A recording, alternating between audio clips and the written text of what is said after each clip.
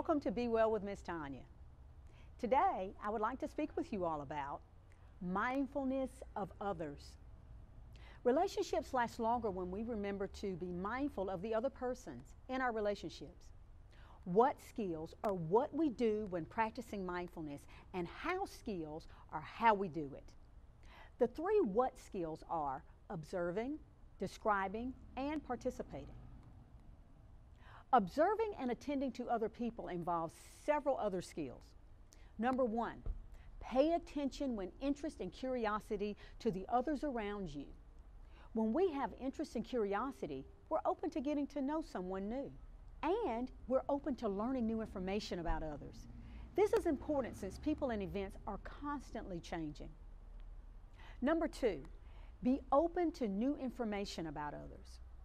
Approaching people with interest and curiosity is the opposite of being rigid or unwilling to change our minds about a person when we discover that we have been wrong. Approaching people with interest and curiosity is the opposite of holding a person to what they said, believed, felt, or wanted yesterday, or even 5 minutes ago. People change what they believe, what they felt, or wanted yesterday, or even 5 minutes ago. When we are mindless, we pout and are unwilling to acknowledge that the person has changed. Number three, let go of over-focusing on yourself. You can miss a lot of what the other person is saying or doing when you are overly focused on yourself. When overly focused on yourself, it leads to talking too much about ourselves. It's hard to be empathetic to others or validate what they are saying or doing when we are not focused on them. Two things happen when we over-focus on ourselves. Number one, it can lead to our talking mostly about ourselves, and this does not lead to positive relationships. Number two, focusing on ourselves during interactions can lead to anxiety about how we are doing and what people are thinking. Anxiety leads us to either avoid being with people or we stay very quiet when we are with them. This is not effective in making friendships. Number four, stay in the present.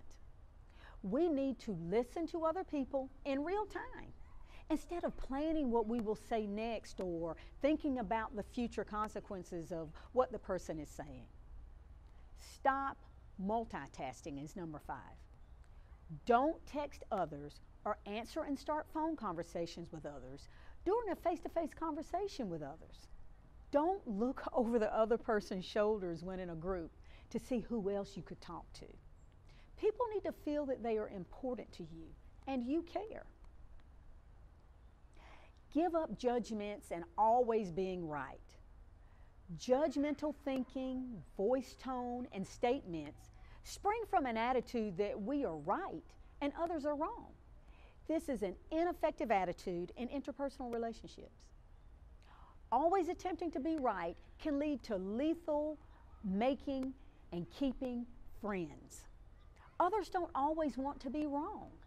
It makes them feel that we don't respect their point of view and others will start to avoid you.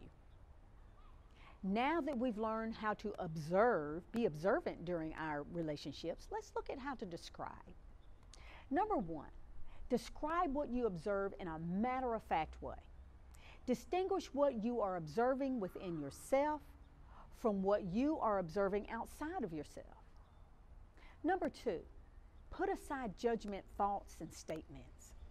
Instead of noticing what someone is doing or saying, we evaluate them with, oh, that was good or that was bad, onto what we have observed.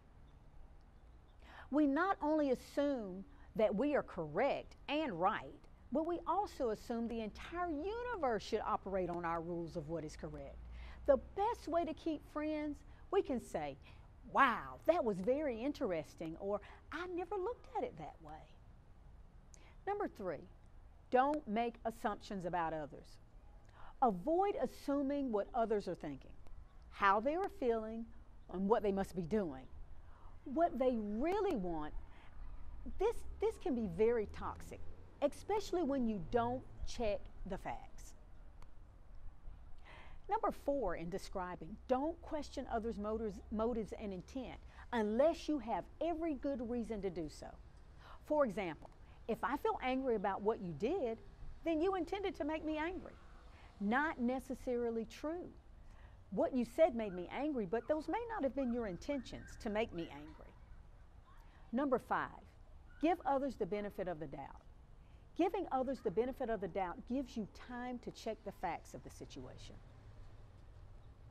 And number 6, allow others to earn your trust.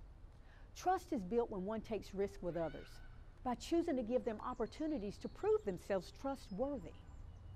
When the individual acts in trustworthy ways, then trust is earned. Building this trust may take months, or it even may take years. And the last is participating. Now that you have observed, you are able to describe what's happening in the relationship. Now you can participate in this interaction. Throw yourself into interactions with others. Go with the flow instead of trying to control the flow. Become one with the group activities and conversation. Once you have become involved in a conversation or group activity, let go of self-focus. Resist. Resist trying to pull back after you have thrown yourself in. For more information, please check out our website, www.dcsirish.com. Follow us on Instagram, Dublin City Schools Irish, or go to our YouTube channel, Be Well with Miss Tonia. Thank you so much for watching, and remember to be well.